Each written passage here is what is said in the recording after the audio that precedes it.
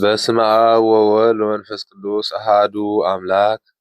ዕለት 10 ግንቦት በዛ ዕለት እዚኣ ናይ ጻድቃን ሰማዕታት ክቡራን 3 ደቂቅ አናንያ፣ አዛርያ፣ ሚሳኤል መዘከርቶም እዩ። እዞም ቅዱሳን እዚኦም ደቂ ኢዮአቄም ንጉስ እዮም። ዳንኤል ከዓ ወዲ ሓፍቶም እዩ። ናቡከደነፆር ንኢዮአቄም ምስ ደቁ ማሪኹ ናብ ሃገር ባቢሎን ወሰዶም። እዚ ንጉስ ካብዞም ምሩኻት ደቂ እስራኤል ጽቡቓት ኣጉባዝ ዝኾኑ ጽቡቕ ምግብን መሰን እናመገበ ዝካናኸኖም ትምህርቲ ኣምሂሩ ወተሃደራት ዝኾንዎ ሰባት ሓረየ። ካብቶም ዝተሓረዩ ከዓ እዞም 3 ደቂ ዳንኤል ወዲ ሓፍቶም ነበሩ። እዞም ጻድቃን እዚኣቶም ግና ብዘይካቲ ብደቂ እስራኤል ዝተሓርደ ካብቲ ዝቐረበ ስጋ ዝኾነ እንስሳታት ክበልዑ ኣይደለዩን።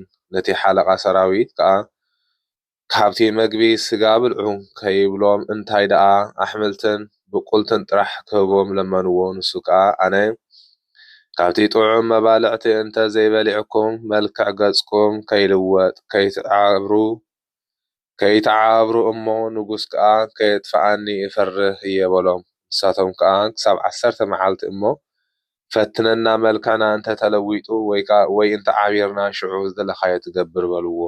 ካብኡ ኣሕምልቲ ጥራሕ ዝበልዑ ኮኑ። ሽዑ ገጾም በርሀ፣ ወዞም ከዓ ብጸጋ እግዚኣብሔር ኣጸቢቑ ደመቐ። ንጉስ ከዓ ኣጸቢቑ ፈተዎም። ኣብ ሃገር ባቢሎን ከዓ ማሓደርቲ ሾሞም። እቲ ንጉስ ናይ ወርቂ ምስሊ ምስ ገበረ ንኹሎም ሰባት ነቲ ዘቆመ ምስሊ ክሰግዱ ኣዘዞም። እዞም 3 ደቂ ምስጋድ ምስ ኣበዩ ከዓ እቶም ዝቐንኡሎም ናብ ንጉስ ከሰስዎም። ናብ ናቡከደነፆር ንጉስ ከዓ ኣብጽሕዎም። ንጉስ ከዓ ብዛዕባ እዚ ነገር እዚ ሓተቶም። ንሳቶም ከዓ ንሕናስ ነዚ ዝገበርካዮ ምስሊ ኣይንሰግድን ኢና በልዎ። ንጉስ ተቖጥዐ። ናብቲ ዝነድድ እቶን ሓዊ ክደርብይዎም ከዓ ኣዘዘ። እቲ ሃልሃልቲ ሓዊ ከዓ ክሳብ 49 እመት ካብ ክበለ እግዚኣብሔር ከዓ መልኣኹ ልኢኹ ነቲ ሃልሃልቲ ሓዊ ኣጥፍኦ፣ ከም ናይ ኣጋ ጽባሕ ዝሑል ማይ ገበሮ። ነዞም ቅዱሳን 3 ደቂ ከዓ እቲ ሓዊ ፈጺሙ ኣይተንከፎም። ንጉስ ከዓ ነዚ ምስ ረኣየ ብኣምላኽ ሰማይ ኣመነ። ነዞም 3 ደቂ ከዓ ክቡርን ልዕልናን ወሰኸሎም። ንሽሞቶም ክብ ኣበሎ። ካብኡ ዕለት 10 ግንቦት ምስ ኮነ በዛ ዕለት እዚኣ ንሳቶም ኣብ በዓቶም ኮይኖም ሓቢሮም ክጽልዩ ከለዉ ነፍሶም ናብ ኢድ እግዚኣብሔር ኣማዕቆቡ። በቲ ግዜ እቲ ኣብ ሃገር ባቢሎን ዓብዪ ምንቅጥቃጥ ምድሪ ኮነ።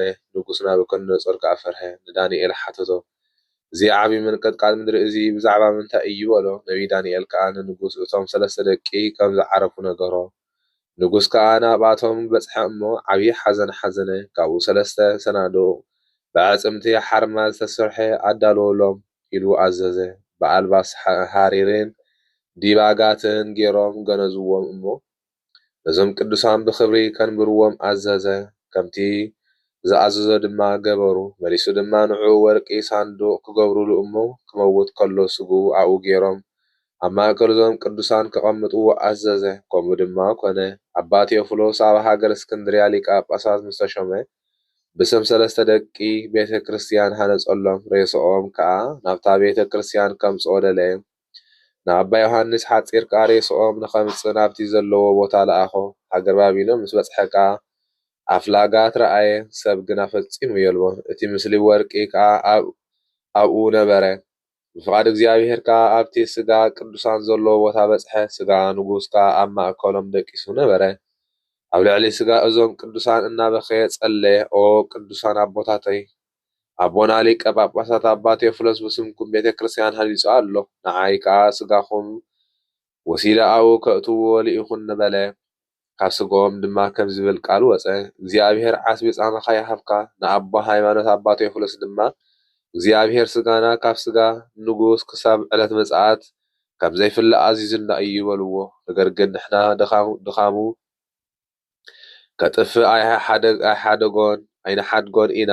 ብዕለት ቅዳሴ ከዓ መመረቕታ ነታ ቤተ ክርስቲያን መብራህቲ ቀናዴል ይሰቐሉ። ቅብእን ፈትልን ኣይግበረሎም፣ ሓዊ ገይሮም ኣይብርህዎም። ንሕና ናብኣ ክንመጽእ ኢና፣ ብፍቓድ እግዚኣብሔር ከዓ ሓይልናን ክገልጽ ኢና ኢልካ ንገሮ በልዎ። ኣባ ዮሃንስ ሓጺር ናብ ሊቀ ጳጳሳት ምስ ተመልሰ ከዓ እዞም ቅዱሳን ሰለስተ ደቂ ዝበልዎ ዝኣዘዝዎን ኩሉ ነገሮም ሊቀ ጳጳሳት ከዓ እዞም ቅዱሳን ከም ዝኣዘዝዎ ነገረ በታ ለይቲ እቲኣ ዕለት 10 ግንቦት ቅዱሳን ሰለስተ ደቂ ኣብቲ ቤተ ክርስቲያን ተገልጹ። ብዘይ ሓዊ ነበረ እቶም ዝክርእይዎም ዝግብኦም ድማ ነዞም ሰለስተ ቅዱሳን ረኣይዎም። ኣብቲ መመረቕታ ቅዳሴ ቤተ ክርስቲያን ከዕዱ ከለዉ ረኣይዎም። ሽዑ ዝተፈላለዩ ሕማማት ዘለዎም ሕሙማት በዞም ቅዱሳን ሰለስተ ደቂ ተፈወሱ ሓወዩ። እግዚአብሔር ብጸሎቶም ይምሓረና ንዘለዓለመ ዓለም አሜን። ሰላም እብል ለሰለስቱ ደቂቅ ዘተቀትሉ ዘቅዳሴ ቤቶሙ ኮነ ለቴዎፍሎስ መዋዕሉ ለሐፂር ዮሐንስ ዘከመ አዘዞ እሉ ሃበ ቀናዲል ዘእንበለ ቅብ ተሰቅሉ ለዋካ በአቶሙ ዮም ተክኡ ጸዳሉ። በዛ ዕለት እዚኣ አብርሃም ጸራቢ ሰማዕትነት ተቐበለ። ንሱ ካብ ሃገር መርቅያስ ደብረ ሰማዕት ቴዎድሮስ ካብ እትበሃል ዓዲ እዩ። ኣዲኡ ምስጋና ይኹኖ ንጎይታና ሃይማኖት ክርስቶስ ክምሃር ንመምህር ሃበቶ።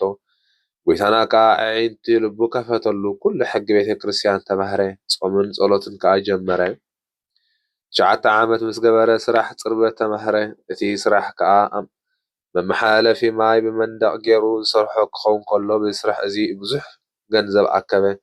ንድኻታት መሳኺንን ከዓ ይምጽውት ነበረ። ሓደ ግዜ ብለይቲ ክጽሊ ከሎ ሕልፈት ዓለምን ኣብ ውሽጣ ዘሎ ኩሉን ዘከረ። ምስጋና ንዑ ይኹን ምእንቲ ስም ክርስቶስ ድማ ሰማዕትነት ተቐበለ። ሽዑ መልኣክ እግዚአብሔር ተገሊጹ ሰላም በሎ።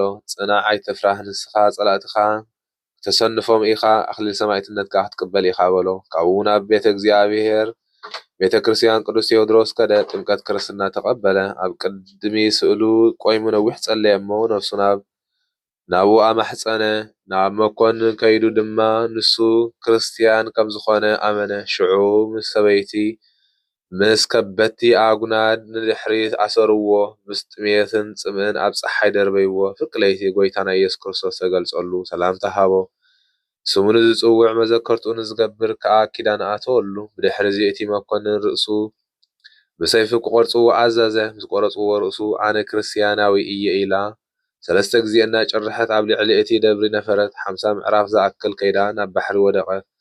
ካብኡ ከብዱ ቀሊሎም ኣክራም ፒሳ ዘይቲ መልእዎ። ናብኡተን ሓዊ ደርበይዎ። እቲ ሓዊ ከዓ ወላ ሓንቲ ኣይተንከፎን። እንሆ በብንእሽቶም ቁርርጾም ብኸፈር ገይሮም ናብ ባሕሪ ደርበይዎ። ብፍቓድ እግዚአብሔር ከዓ ስጋኡ ምስ ርእሱ ተላጊቡ ኣብ ወሰናስን ሃገር እስና ተራእየ። ምእመናን ሰባት ወሲዶም ብዓብይ ክብሪ ቀበርዎ። በረኸቱ ምሳናት ይኹን ዘለዓለም ዓለም አሜን። ሰላም እብል ለምትረተ ድማሁ ሰሪራ እምባሕር ዘጸለቀት ምስለ ስጋሁ እንዘይሐውር አብርሃም ውስተ አጸደ ስም አሜሁ ከመሰአሎሙ ለቀሳውስት ለሊሁ ጸሎተ ሙታን ጸለዩ ላለሁ። በዛ ዕለት እዚኣነ ኣባ ሚካኤል መዘከርታ ቅዳሴ ቤተ ክርስቲያን እያ። ነዚ ቅዱስ እዚ ወለዱ ክርስቲያን ብገንዘብ ከዓ ሃብታማት እዮም። ውላድ ምስ ሰኣኑ ናብ እግዚአብሔር ለመኑ እሞ ነዚ ቅዱስ እዚ ወለድዎ። ንሱ ድማ ዓበየ ትምህርቲ ቤተ ክርስቲያን መሃርዎ። ካብኡ ወለዱ ምስ ሞቱ እቲ ገንዘብ ኣብ ናይቲ ሃገር ኤጲስቆጶስ ኣቐመጠሉ። 12 ዓመት ምስ ገበረ ሕልፈት ናይዚ ዓለም ዘከረ። ናብ ገዳም ኣባ ይስሐቅ ከይዱ ድማ ካብኡ ምንኩስና ቅበል ጸለየ። ንሱ ከዓ ተመክሮ ሃቦ። ፈተኖ እሞ ቅድስናው ርእዩ መንኮስ ገበሮ። ኣብ ልዕሊኡ ጸጋ መንፈስ ቅዱስ ሓወረደ። ብጸሎትን ብጾምን ነፍሱ ኣሕስአ። ትርኢቱ ገጹ ክሳብ ዝልወጥ ስግኡ ድማ ክሳብ ከም ዕንፀይቲ ክሳብ ዝደርቕ ኮነ። ሓደ መዓልቲ ኣባ ይስሐቅ ናብ ሰፈሩ ከደ። መልክዑ ከም ዝሞተ ኮይኑ ተራእዩ። በኸየ እንታይ ኮንካ ከምዚ ኢልካ ተባላሽኻ በሎ። ንሱ ከዓ ኣባ ሚካኤል ኦ ኣቦየ ኣብ ልዕለይ ኣይትብከ፣ እግዚአብሔር ኣይሓደገንን ደው ብምባለይ ከዓ ሓይለይ ኣየድከመን በሎ። ንግናኸ ብሕልመይ ዝረኣኽቦ ክነግረካ ልኡኻት ንጉስ ካብ እስክንድርያ ንዓይ ደልዮም ናባኻ ክመፁ ከለዉ ኣይትኸልኣዮም ንዓኻ ከይከሱኻ በሎ። ኣብ ካልኣይ ዓመት ጥሜት ክመጽእ እዩ። ነዚ ሃገር ከዕንዋ እዩ። ንደቅኻ መግቢ ኣክብ በሎ። ድሕሪ ቁር መዓልታት ብምሳል ወታደር ንጉስ ሰብኡት መፁ ንኣባይ ይስሐቅ ሓዝዎ ሚካኤል ኣብያ ኣሎ ኢሎም እናደለዩ ምስ ረኸብዎ ከዓ ምስኦም ወሰድዎ። እቶም መነኮሳት ከዓ እናሓዘኑ ተረፉ። ጥሜት ምስ ኮነ መኮንን ኣብቲ ደብሪ እኽሊ ከም ዘሎ ሰምዐ ክወርዎም ደለየ። ኣባይ ይስሐቅ ከዓ ናብቲ መኮንን ንኽልምኖ መፀ። ሽዑ ብዙሓት ሰራዊት ምስ ኣሰያፎም ካብቲ ገዳም ወፁ። ንኣባይ ይስሐቅ ከዓ መሰጥዎ። እቲ መኮንን ከዓ ብዛዕባ እቶም ሰባት ይድነቕ ነበረ። ኣባ ሚካኤል ናብኡ መፂኡ መን ምዃኑ ገለጸሉ። እቶም ሰባት ሓራ ሰማይ እዮም፣ ናብታ ንዑ ዝወሰድዎ ሃገር ከዓ ሰማያዊት ኢየሩሳሌም እያ ኢሉ ነገሮ። በቲ ምስ ኤጲስቆጶስ ዘሎ ገንዘብ ቤተ ክርስቲያን ክሃንጽሉ ኣዘዘ። ኣብታ በዓቱ ቤተ ክርስቲያን ሃነጽሉ እሞ በዛ ዕለት እዚኣ ቀዲሶም መረቑዋ።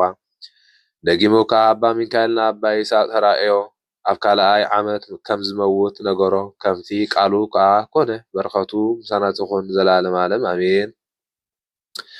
ሰላም ለኣባ ሚካኤል መምህሩ ዘአልበሶ እንተነስእዎ መላእክት ሃበ ንጉሶሙ ሃስሶ ወበተመይጦቱ ደሃሪ መንገለ አብሁ ገይሶ ዜነወ ወአይደአ ዘከመ ይህድፍ ነፍሶ እግዚአብሔር ውስተ ዛህድ ወመርሶ። በዛ ዕለት እዚኣ ምስ ኣባ ኖብስ 358 ነፍሳት ሰማዕትነት ተቐበሉ። ከምኡውን ዕረፍቲ ኣባ ዮሃንስ ፓትርያርክ እዩ። በረኸቶም ምሳናቶ ይኹን ዘለዓለም ዓለም ኣሜን። ሰላም እብል ዮሃንስ ሃ ፓትርያርክ ዘጻመወ ነግሃ ወዘተጋደለ ሰርከ እንዘይብል ሰሚዖ ቃለ መጽሐፍ ብሩከ አመ ጊዜ ነግ ዝራ ዘርከ ወበምስየት ይትህድግ ርህወ እድየከ ለዓለመ ዓለም አሜን።